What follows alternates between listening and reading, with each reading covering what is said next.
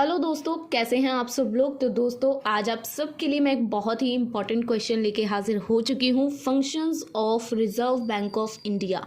सबसे पहले आपको आरबीआई का मतलब पता होना चाहिए। आरबीआई कौन है, आरबीआई किसके साथ डील करती है, ये बेसिक इंफॉर्मेशन है जो हर एक स्टूडेंट को होनी चाहिए। इसको स्टार्ट करने से पहले हम लोग थोड़ा सा बेसिक के ऊपर डिस्कशन करेंगे। सिर्फ 1 मिनट में आपको मैं समझा दूंगी कि आरबीआई क्या है।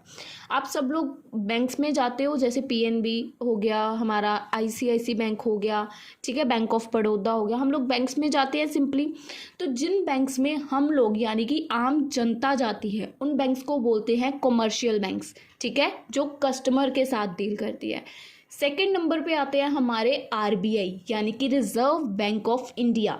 हमारी आरबीआई किन के साथ डील करती है? ये डायरेक्टली कस्टमर्स के साथ डील नहीं करती है। आरबीआई करती है बैंक्स के साथ डील। जिन बैंक्स के साथ हम डील करते हैं, आरबीआई उन बैंक्स के साथ डील करती है। यानी कि पीएनबी हो गया, आईसीआईसी, जितने भी बैंक्स हैं, अगर उनको किसी से पैसे चाहिए तो वो उनको आरबीआई दे सकता है। जैसे हमें अगर लोन चाहिए तो हमें हमारे बैंक्स देंगे, वैसे ही अगर बैंक्स को लोन चाहिए तो उनको वो लोन आरबीआई देगी। ठीक है, अब आपको पता चल चुका है कि आरबीआई कौन है और ये किसके साथ डील करती है। ये हमारे साथ डील बेसिकली नहीं करती है। अब जो इसके फंक्शंस हैं, पहले इसका बेसिक मीनिंग ही देख लो। देखो, RBI in India central bank which control the issue and supply of Indian rupee. India में आरबीआई का क्या काम है? एक सेंट्रल बैंक है जो हमारा मतलब कंट्रोल करता है कि कितनी करेंसी इशू होगी, कितने रुपीज़ को सप्लाई किया जाएगा बाहर और कितना नहीं। मतलब पैसे जो है, हमारी करेंसी है आरबीआई की तरफ से, आई होप आपको पता है कि इशू की जाती है। हमारी आरबीआई है, RBI is the regulator of entire banking in India. जो हमारी आरबीआई है वो एक रेगुलेटर का काम करती है पूरे इंडिया के अंदर। RBI plays an important role in the development strategy of the government of India. RBI जैसे अगर कोई भी development strategy government of India लाती है तो उसमें एक बहुत ही इंपॉर्टेंट रोल प्ले करती है। तो सिंपल मीनिंग आरबीआई का ये लिखा भी हुआ है और मैंने आपको 1 मिनट पहले लेके समझाया भी था कि हमारे साथ डील करती है अपनी हिंदी लैंग्वेज पे। ठीक है, तो आपको जो भी सही लगे, जैसी लैंग्वेज अच्छी लगे, आप लोग उसको अटेम्प्ट करने की कोशिश कीजिए। बस आपको मेन समझ आना चाहिए कि आरबीआई क्या है। ठीक है, अब इसके फंक्शंस का एक डायग्राम है जो बेसिकली आपको आपकी बुक्स में मिल जाएगा। ये डायग्राम है फंक्शंस ऑफ आरबीआई का। तो ये जस्ट यहाँ पे पॉइंट्स की हेडिंग्स है। अगर आपको यहाँ से याद करनी है तो आप लोग इनको यहाँ से याद कर सकते हो, बट हम लोग इसको एक्सप्लेन करेंगे ताकि आपको अच्छे से क्लियर हो। ठीक है, तो इसके एक्सप्लेनेशन की तरफ चलते हैं। इसके डायग्राम्स है। ठीक है, सबसे पहले traditional functions and then development. Traditional के अंदर इसके 3 पॉइंट्स है, तो फटाफट करते हैं क्योंकि थोड़ा सा क्वेश्चन लेंथी हो सकता है। सबसे पहले इसका फंक्शन आता है ट्रेडिशनल फंक्शन। अब ट्रेडिशनल फंक्शंस के अंदर इसके कुछ पॉइंट हैं। ट्रेडिशनल फंक्शंस कौन से हैं? इशू ऑफ पेपर करेंसी, ये पुराना फंक्शन है ना। पेपर करेंसी कब, कितनी देर पहले से चली आ रही है। ठीक है, तो इशू ऑफ पेपर करेंसी, इसकी डिजाइनिंग, प्रिंटिंग एंड डिस्ट्रीब्यूशन सब कुछ करती है ये। The bank issue and exchange और destroy currency and coins not fit in for circulation. जो हमारे बैंक्स हैं, आरबीआई है जो, वो क्या करती है, जो भी करेंसी हमारी जैसे हमारे कह सकते हैं इंडिया में अगर कहीं पे भी फिट नहीं बैठ रही है तो उसको ख़त्म कर देती है। जैसे कि पीछे नोटबंदी हुई थी, जो भी नोट्स थे या जो भी था उन्होंने बंद कर दिया अगर उनको लगा कि वो हमारी इंडिया के सिचुएशन के अकॉर्डिंग फिट नहीं बैठ रहे हैं। उसके बाद जो गोल होता है इनका मेन क्या होता है? The goal of ensuring N adequate supply of clean and genuine notes. इनका मेन एम क्या होता है, यहाँ पे मेन गोल क्या होता है कि इन्होंने एडिक्वेट यानी कि बिल्कुल जितनी ज़रूरत है उतनी ही सप्लाई करनी है नोट्स की, और क्लीन और जेन्युइन नोट्स मार्केट में लेके आने हैं। क्योंकि मार्केट में आपको पता है नोट्स की कॉपी बहुत जल्दी आ जाती है। ठीक है, आई होप आप लोगों ने बहुत सारी वेब सीरीज़ बनी हुई हैं, देखी होंगी कि कैसे नोट्स के ऊपर ये होती है। ठीक है, तो स्पैम हुए थे जो भी, उन्होंने सब कुछ बता रखा है कि नोट्स की कैसे कॉपी की जाती है। तो उसके अकॉर्डिंग वो लोग ट्रेडिशनल फंक्शंस को कुछ फॉलो करते हैं। उन करेंसीज के अंदर कुछ ऐसे पॉइंट्स होते हैं जिसकी वजह से अगर मार्केट में नकली नोट आते हैं तो उसको डिटेक्ट किया जा सकता है इजीली। ठीक है, उसके बाद सेकंड नंबर पे जो ट्रेडिशनल फंक्शंस के आता है, आरबीआई क्या है? हमारा बैंकर्स ऑफ बैंक। बैंक्स का बैंकर है। मैंने आपको स्टार्टिंग में बताया था आरबीआई जो है किनको पैसे देता है, हमारे बैंक्स को। जिन बैंक्स के पास हम जाते हैं वो बैंक्स आगे पैसे लेने के लिए आरबीआई के पास जाते हैं।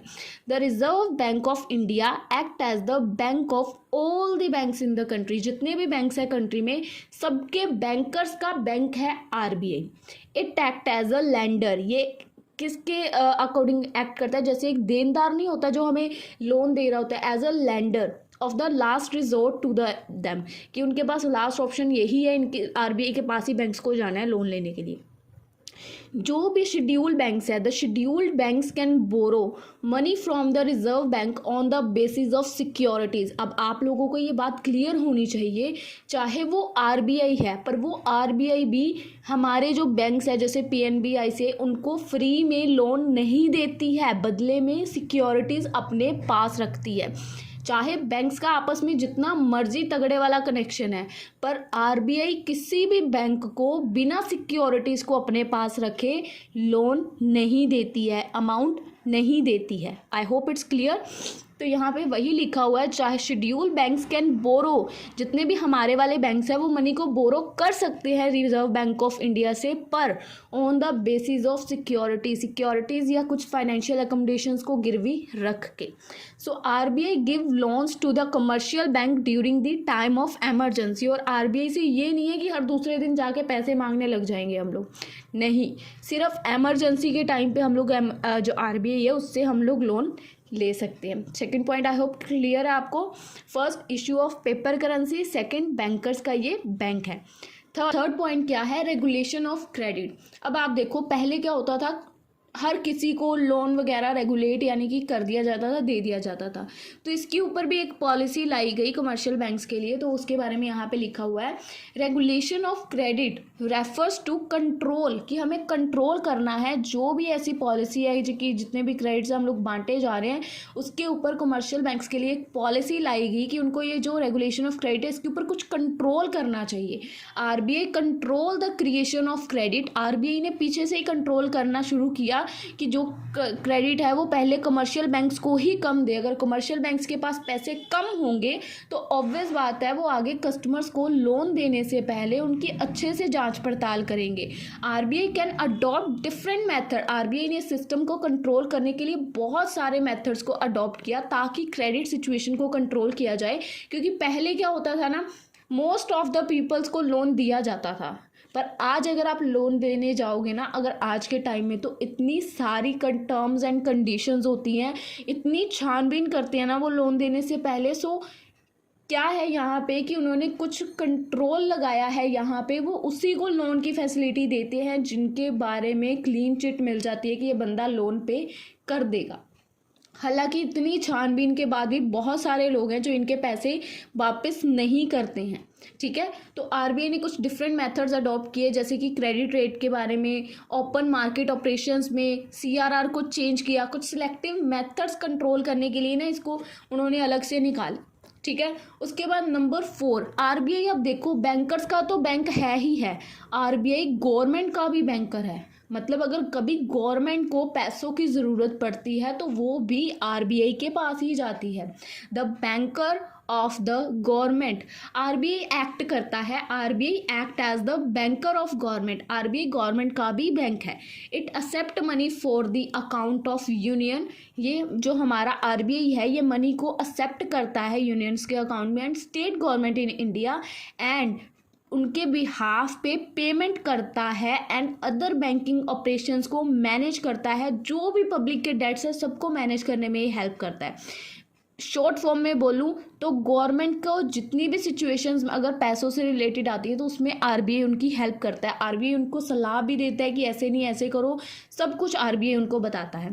It gives advance to the government for 90 days. RBI जो है वो हमारी गवर्नमेंट को 90 डेज के लिए लोन या एडवांस प्रोवाइड करता है, और उसके अलावा आरबीआई उनको एडवाइस भी देता है। RBI advise the government on all monetary and banking matters. जितने भी पैसों से रिलेटेड या बैंक से रिलेटेड मैटर हैं, आरबीआई उनके बारे में गवर्नमेंट को एडवाइजेस भी देता है। तो ये हो गया हमारा 4th पॉइंट। अब मैं आपको एक बार रीन्यू करवा देती हूँ कि हमने कौन कौन से किए हैं। सबसे पहले हमने इशू ऑफ पेपर करेंसी किया, second bankers of bank, third regulation of credit को रेगुलेट करते हैं, fourth bankers of the government. I hope आपको 4 क्लियर है। फिफ्थ पे आते हैं regulation of foreign exchange.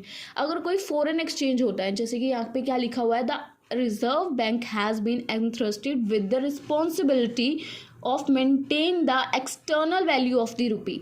RBI के ऊपर क्या रिस्पॉन्सिबिलिटी है कि उसको जो हमारे इंडियन रुपी की एक्सटर्नल वैल्यू है ना, उसको मेंटेन करना है। तो उसके लिए, इस पर्पस के लिए the bank hold most of the foreign exchange reserve. RBI के ऊपर ये भी रिस्पॉन्सिबिलिटी है कि जो हमारे इंडियन रुपी की वैल्यू है वो डाउन ना जाए, उसको मेंटेन करके रखना आरबीआई के हाथ में है। और इसको मेंटेन करने के लिए आरबीआई फॉरेन एक्सचेंज रिजर्व्स को होल्ड करके रखती है, ठीक है। ताकि, क्योंकि अब आप लोग देखते होंगे कई जगह पे इंडियन रुपी की वैल्यू ज़्यादा है, तो उसके लिए आरबीआई को बहुत सारे फॉरेन एक्सचेंज रेगुलेशंस के साथ ऐसे होल्डिंग वगैरह में करना पड़ता है और उनके होल्ड करके एक्सचेंज को रखना पड़ता है। Number 6, export assistance.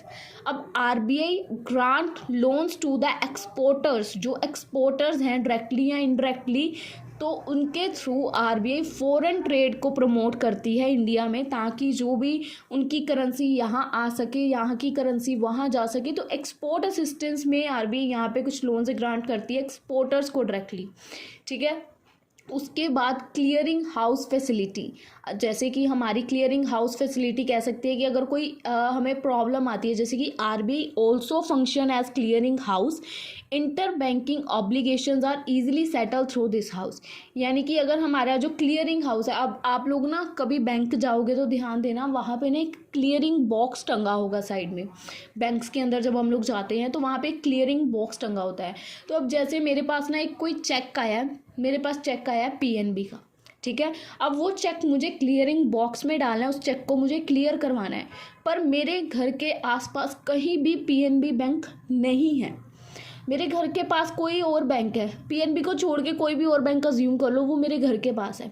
तो मैं क्या करूँगी, उस बैंक में जाके उस बैंक के क्लियरिंग बॉक्स में उस चेक को डाल दूँगी। उससे क्या होगा, वो चेक जब शाम को पूरे बैंक्स के डाटा को कलेक्ट किया जाएगा, तो वो बैंक के ऊपर जब चेक के ऊपर पीएनबी का नाम देखा जाएगा, तो वो क्लियरिंग बॉक्स से चेक को निकाल के पीएनबी की ब्रांच में भेज दिया जाएगा। आई थिंक आपको क्लियर है। तो एक क्लियरिंग हाउस की फैसिलिटी भी आरबीआई ने हर एक बैंक में प्रोवाइड की हुई है। हर शाम को वहाँ पे पोस्टमैन या कोई भी जाता है, जो भी उन्होंने बंदा अपॉइंट किया होगा, वो बॉक्सेस को खाली करता है और जिस बैंक का जो चेक होता है उसको उस बैंक तक पहुँचाता है। I hope it's clear. इस फैसिलिटी के द्वारा जो भी इंटर बैंकिंग ऑब्लिगेशंस, यानी कि जो भी प्रॉब्लम्स होती हैं, वो ईजिली सॉल्व हो जाती हैं, कस्टमर्स को भी कोई प्रॉब्लम फेस नहीं करनी पड़ती। ये वैसे मैंने बैंक्स के लिए आपको बताया है, जैसे कि अगर एक बैंक से दूसरे बैंक की कोई सिचुएशन है, ठीक है, तो अगर बैंक्स को ऐसे करना है। After that change of currency, RBI changes big notes into small once and small notes into coins. तो आरबीआई के पास ऑब्वियस सी बात है, ये पावर है, तो वो नोट्स वगैरह को चेंज कर सकती है। तो बिल्कुल बेसिक लिखा हुआ है, आपको इसको समझाने की कोई ज़रूरत नहीं है। उसके बाद transfer of currency, the bank also facilitate the transfer of currency. RBI के पास ये भी फैसिलिटी है कि वो करेंसी को ट्रांसफ़र भी करा सकती है। उसके बाद publication of information, reserve bank publish करता है, जैसे कि हर साल एक बजट पेश होता है इंडिया के लिए, वैसे ही आरबीआई भी एक अपनी जो डाटा है उसको पब्लिश करता है सभी एस्पेक्ट्स के बारे में, कि कितना पैसा निकलेगा टोटल, कितना उधार देने के लिए होगा, कितना एग्रीकल्चर के सेक्टर के लिए होगा, कितना इंडस्ट्रियल आउटपुट के लिए होगा, ठीक है। अपनी इंफॉर्मेशन को ये भी पब्लिश करती है RBI. Second, control over nationalised bank. RBI has wide power of supervision and control over commercials, cooperative and regional banks. RBI के पास ना बहुत सारी पावर्स होती है कि वो सुपरवाइज कर सकती है, कंट्रोल कर सकती है हमारे जितने भी कमर्शियल कोऑपरेटिव बैंक्स हैं, सबके ऊपर RBI की मतलब पावर होती है कि उनको सुपरवाइज कर सकती है, ठीक है। नेशनलाइज लेवल पे भी जितने बैंक्स हैं उनके ऊपर अपना कंट्रोल रख सकती है। उसके बाद जो हमारे बैंकिंग के अंदर ट्रेनिंग्स प्रोवाइड करती है, यानी कि आरबीआई हम जिन बैंक्स के पास हम जाते हैं ना, उन बैंक्स के लोगों को ट्रेनिंग प्रोवाइड करती है। कुछ इसके लिए उन्होंने ट्रेनिंग सेंटर्स भी ओपन किए हैं। बैंकर्स ट्रेनिंग कॉलेज है, कॉलेज ऑफ एग्रीकल्चर बैंकिंग है पुणे में है, जो रिजर्व बैंक स्टाफ कॉलेज है जो चेन्नई में है। तो कुछ फैसिलिटीज़ भी प्रोवाइड किए। तो ये थे हमारे कुछ ट्रेडिशनल फंक्शंस। पहला था हमने किया करेंसी पेपर की इशू की, बैंकर्स ऑफ बैंक है, regulation of credit, bankers of government का बैंक है, फॉरेन एक्सचेंज में रेगुलेट करता है, एक्सपोर्ट असिस्टेंस है, ठीक है, क्लियरिंग हाउस की फैसिलिटी देता है, करेंसी चेंज करने में हेल्पफुल है, करेंसी को ट्रांसफ़र करने में हेल्पफुल है, अपनी इंफॉर्मेशन को पब्लिक भी करता है और कंट्रोल है उसका नेशनलाइज लेवल पे, और ट्रेनिंग देता है बैंक्स के पर्सनस को। अब सेकंड आते हैं इसके जर्नल बैंकिंग फंक्शन। पहले हमने किए ट्रेडिशनल फंक्शंस, अब आते हैं इसके जर्नल लेवल पे फंक्शंस। तो जर्नल लेवल पे फंक्शंस क्या है कि ये डिपॉजिट्स को पहला तो एक्सेप्ट करता है। RBI accept deposit from central government. अब देखो आरबीआई के पास पैसे जमा करवा सकते हैं, नो डाउट। कौन करवा सकता है? Government, state government, private individual. पर पैसे जमा करवाने के बाद उनको उन पैसों के ऊपर कोई इंटरेस्ट नहीं मिलेगा। अगर हमारे कमर्शियल बैंक्स को देखें, हम अगर बैंक्स में पैसे जमा कराते हैं तो हमें इंटरेस्ट मिलता है। पर अगर कोई भी है, जैसे सेंट्रल गवर्नमेंट, स्टेट गवर्नमेंट या कोई भी प्राइवेट इंडिविजुअल, अगर वो आरबीआई के पास अपने पैसे डिपॉजिट करवाता है तो उसके बदले में ना ही आरबीआई को उनको कोई इंटरेस्ट पे करने की ज़रूरत नहीं है, और ना वो लोग उससे इंटरेस्ट मांग सकते हैं, ठीक है, without paying off any interest on these deposit. बाद आरबीआई का सेकंड जर्नल बैंकिंग फंक्शन कौन सा है कि ये बिल्स को डिस्काउंट भी करता है। RBI bye, cell and re discount the 90 days duration bills. जो 90 डेज की ड्यूरेशन के बिल्स होते हैं, प्रॉमिसरी नोट्स होते हैं, उनको री डिस्काउंट भी करता है हमारा आरबीआई। उसके बाद एडवांस लोन की फैसिलिटी भी है। Reserve bank of India gives loans to central and state government for the period of 90 days. ये हमने पीछे में ही देखा था, तो वही लिखा हुआ है। उसके बाद ये फॉरेन सिक्योरिटीज़ में भी डील करता है। RBI also deal in all such foreign securities with which are encashable within the 10 years from the date of purchase. जिनको हम 10 साल तक कैश में कन्वर्ट नहीं कर सकते, विच आर इनकैशेबल, ठीक है। जिस दिन हमने उन सिक्योरिटीज़ को बाय किया उसके बाद उस दिन से लेके अगले 10 साल तक वो इन सिक्योरिटीज़ जो इनकैशेबल हैं उन सिक्योरिटीज़ में भी डील करता है हमारा आरबीआई। उसके बाद जो कॉस्टली मेटल्स हैं उनके बीच में उन पर भी डील करता है, जैसे सेल और परचेज में डील करना, गोल्ड की, सिल्वर की, कोई भी कॉइन्स है, मेटल्स हैं, तो इनमें भी हमारा जो आरबीआई है वो डील करता है। ऑब्वियस है यार, उसके पास बहुत पैसा है आरबीआई के पास, तो वो इन चीज़ों में डील करता है। Deal with over other countries bank, जो दूसरी कंट्रीज़ के बैंक्स हैं उनके साथ भी डील करता है। RBI establish business relations with the banks of other members, other countries members being a member of IMF. तो आरबीआई ने एक अच्छा रिलेशन क्रिएट किया हुआ है अदर बैंक कंट्री के बैंक्स के साथ भी, तो जिसकी वजह से हमारी कंट्री के लोग वहाँ इजीली जा सकते हैं उनके, क्योंकि अब हमारा रिलेशन ही नहीं अच्छा होगा दूसरी कंट्री के साथ। सो ऑब्वियस है वीज़ा वगैरह में भी जब प्रॉब्लम्स आती हैं वहाँ पे बैन कर दिया जाता है कि इस कंट्री के लोग यहाँ नहीं आएंगे। उसके बाद नेक्स्ट हमारे फंक्शंस आते हैं प्रोहिबिटरी फंक्शंस ऑफ आरबीआई। अब इनको देखने से पहले अब एक बार ऊपर चलते हैं दोबारा। हमारे यहाँ पे देख लीजिए ट्रेडिशनल फंक्शंस थे, उसके अंदर सेंट्रल बैंकिंग जो फंक्शंस थे, ठीक है, पहले हमने वो किए। उसके बाद हमने जर्नल बैंकिंग फंक्शंस किए, सेंट्रल मैंने पहले जो करवाए थे आपको, ठीक है, ट्रेडिशनल के साथ ही। उसके बाद अब आ रहे हैं इसके प्रोहिबिटरी फंक्शन, उसके बाद कुछ डेवलपमेंट के फंक्शंस देखेंगे, ठीक है।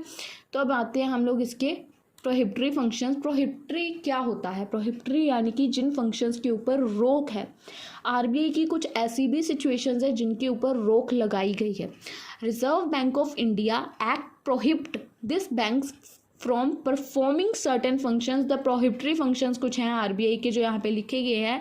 The bank can not participate in trade. जो आरबीआई बैंक है वो किसी तरह के भी ट्रेड में, किसी तरह के भी कमर्शियल एक्टिविटीज़ में और इंडस्ट्रियल एक्टिविटी में पार्टिसिपेट नहीं कर सकता है। उसके बाद RBI can not purchase its own share. RBI अपने खुद के शेयर्स भी परचेज नहीं कर सकता है और किसी अदर बैंक के शेयर्स भी या किसी अदर कंपनी के शेयर्स भी परचेज नहीं कर सकता है। It also can not grant loan on such shares. और वो ऐसे शेयर्स के ऊपर लोन भी किसी को प्रोवाइड नहीं करेगा। आरबीआई शेयर्स के डील ही नहीं करेगा शेयर्स के बीच में, ठीक है। चाहे वो लोन देने में आए या उसको खुद को लेने पड़े। तो आरबीआई शेयर्स में किसी भी तरह से डील नहीं करेगा। उसके बाद third, it can not give any loan against the security of any immovable property. RBI ऐसी किसी भी सिक्योरिटी के अगेंस्ट लोन नहीं दे सकता जो कि इमूवेबल प्रॉपर्टी की सिक्योरिटी है। ना ही आरबीआई इमूवेबल प्रॉपर्टी को परचेज कर सकता है। It also can not purchase immovable property beyond it's needs. इसकी ज़रूरतों को छोड़ के, अब ज़रूरत के लिए उसको घर तो खरीदना पड़ेगा ना, वो उसकी इमूवेबल प्रॉपर्टी है, पर उसकी ज़रूरतों को छोड़ के आरबीआई कोई भी इमूवेबल प्रॉपर्टी को परचेज नहीं कर सकता। इमूवेबल प्रॉपर्टी के अगेंस्ट कोई भी सिक्योरिटी गिरवी नहीं रख सकता। आरबीआई कैन नॉट पे एनी इंटरेस्ट। आरबीआई को पास जितना मर्जी डिपॉजिट करने के लिए पैसा है, आरबीआई उसके लिए ऊपर इंटरेस्ट कभी पे नहीं करेगा। And banks can not advance loan without security. जो आरबीआई बैंक है वो कभी भी एडवांस में लोन अगर दे रहा है तो वो बिना सिक्योरिटीज़ के नहीं देगा। ठीक है, आई होप आपको क्लियर है। अब आते हैं हमारे लास्ट फंक्शन के ऊपर, जो है हमारे डेवलपमेंटल फंक्शंस ऑफ आरबीआई। तो थोड़ा सा एक क्वेश्चन रह गया, फटाफट इसको कवर करते हैं। सबसे पहले आते हैं इसके प्रमोशन ऑफ एग्रीकल्चर फाइनेंस। अब ये डेवलपमेंट के ऊपर है, ठीक है। पहले हम लोग एग्रीकल्चर के ऊपर इसमें प्रमोट करेंगे, उसके डेवलपमेंट में देखेंगे, फिर इंडस्ट्रियल डेवलपमेंट में देखेंगे। तो इसके बारे में आपको थोड़ा सा आइडिया लगाना पड़ेगा कि किस पॉइंट के अंदर कौन से पॉइंट्स आ रहे हैं। आई होप क्लियर है। RBI has an agriculture credit department. RBI के पास एक अलग से एग्रीकल्चर को जो भी क्रेडिट देना है उसका एक अलग से डिपार्टमेंट है, जो इसके रिगार्डिंग रिसर्च करता है, वेरियस इसकी प्रॉब्लम्स को देखता है जो भी एग्रीकल्चर में आती हैं।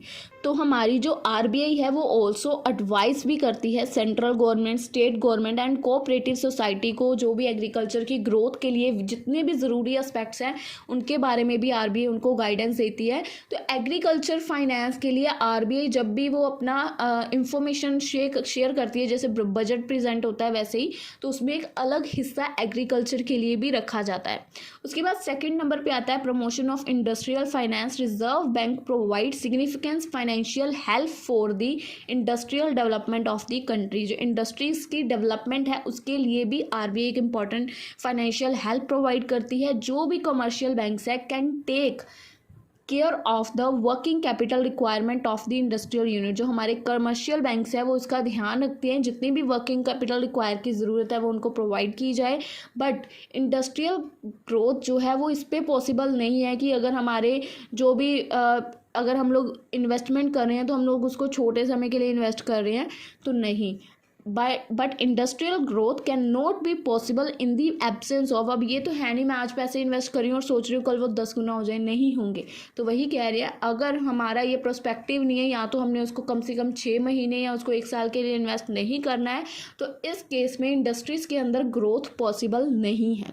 उसके बाद थर्ड नंबर पर आता है promotion of finance for exports. Export करने के लिए जो फाइनेंस होता है उसके लिए अगर प्रमोशन है यहाँ पे, तो RBI has playing important role through refinance to banks, कि बैंक्स को रीफाइनेंस करना अगेंस्ट एक्सपोर्ट क्रेडिट्स, ताकि वो जो बाहर का जो इनकरेज कर सके, जितना भी एक्सपोर्ट्स का काम है उसको इनकरेज किया जा सके, बाहर का सामान यहाँ लाया जा सके, यहाँ का सामान बाहर बेचा जा सके। उसके बाद नंबर 4, स्ट्रेंथिंग ऑफ बैंकिंग स्ट्रक्चर। जो हमारा आरबीआई है वो हमारे बैंकिंग स्ट्रक्चर को स्ट्रेंथ प्रोवाइड करता है। The reserve bank has strengthened the banking structure of the country by eliminate the large number of weak, unsound और इम्प्रॉपरली मैनेज बैंक्स। जितने भी हमारे वीक बैंक्स हैं या अनसाउंड बैंक्स हैं या जिन बैंक्स को प्रॉपरली मैनेज नहीं किया जा रहा ना, उन बैंक्स को आरबीआई एलिमिनेट कर देता है, यानी कि ख़त्म कर देता है। ठीक है, तो एक तरह से बैंकिंग स्ट्रक्चर को मजबूत बनाने के लिए काम किया जा रहा है। जो बैंक्स वर्क ही नहीं कर रहे हैं, जिनके अंदर कुछ भी मतलब परफॉर्मेंस ही नहीं है, तो उनको शिफ्ट कर दिया जाता है या वहाँ से हटा दिया जाता है। उसके बाद नेक्स्ट है framing monetary policy. The another very important function of Reserve Bank of India is the framing of monetary policy for the country. जो कंट्री की मॉनेटरी पॉलिसी है, मनी के रिलेटेड जितनी भी पॉलिसीज़ हैं उनके बारे में जो भी फ्रेमिंग की जाती है वो आरबीआई करती है, और इसमें आरबीआई बहुत इंपॉर्टेंट रोल प्ले करती है। उसके बाद नेक्स्ट क्या है, एक्सटेंशन ऑफ बैंकिंग फैसिलिटीज़। जो हमारी बैंकिंग फैसिलिटीज़ हैं उनके एक्सटेंशन पे भी आरबीआई जो है इंपॉर्टेंट रोल प्ले करता है। जैसे कि the banking facilities have been extended throughout the country specially in small towns या जो रूरल एरियाज़ है, सो एज टू इम्प्रूव कर सके जो भी हमारी बैंक्स की फाइनेंशियल कवरेज है या जियोग्राफिकल कवरेज है उसको कवर करने के लिए इनको मतलब एक्सटेंड किया जा रहा है स्मॉल टाउन्स में, रूरल एरियाज़ में, ताकि इसकी कवरेज बढ़ सके। तो इसमें भी आरबीआई एक इम्पॉर्टेंट रोल प्ले करता है। तो दोस्तों ये थे हमारे कुछ फंक्शंस आरबीआई के। मैं आपको एक बार थोड़ी सी क्लैरिफिकेशन दे देती हूँ इसके चार्ट के थ्रू।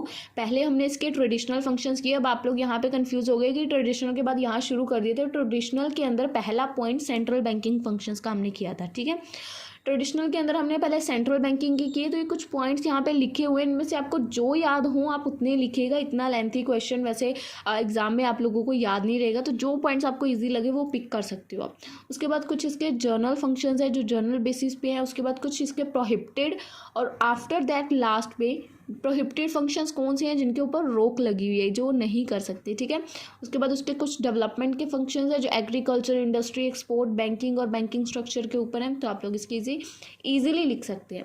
सो दोस्तों आई होप आपको ये क्वेश्चन अच्छे से क्लियर है। अगर आपको इस क्वेश्चन से रिलेटेड कुछ भी डाउट, कुछ भी प्रॉब्लम या कुछ भी सिचुएशन ऐसी फेस करनी पड़ रही है कि आपको क्वेश्चन समझ नहीं आ रहा है, तो प्लीज़ कमेंट सेक्शन में बताइए। अदरवाइज़ आपको टेलीग्राम पे भी हम लोग आप लोग हमें ज्वाइन कर सकते हैं, ताकि आपको अगर कुछ भी डाउट है तो आप लोग हमसे उसको क्लियर कर सकें। तो मिलेंगे हम लोग आपको अपनी अगली वीडियो में। और लास्ट थिंग कि ये क्वेश्चन के नोट्स आपको डिस्क्रिप्शन में मिल जाएंगे। अगर किसी को भी पीडीएफ चाहिए तो वो डिस्क्रिप्शन में नोट्स पे क्लिक करके पीडीएफ को ले सकते हैं। सो दोस्तों आई होप आपको ये वीडियो अच्छे से क्लियर है। मिलते हैं हम आपसे अपनी अगली वीडियो में, तब तक के लिए गुड बाय।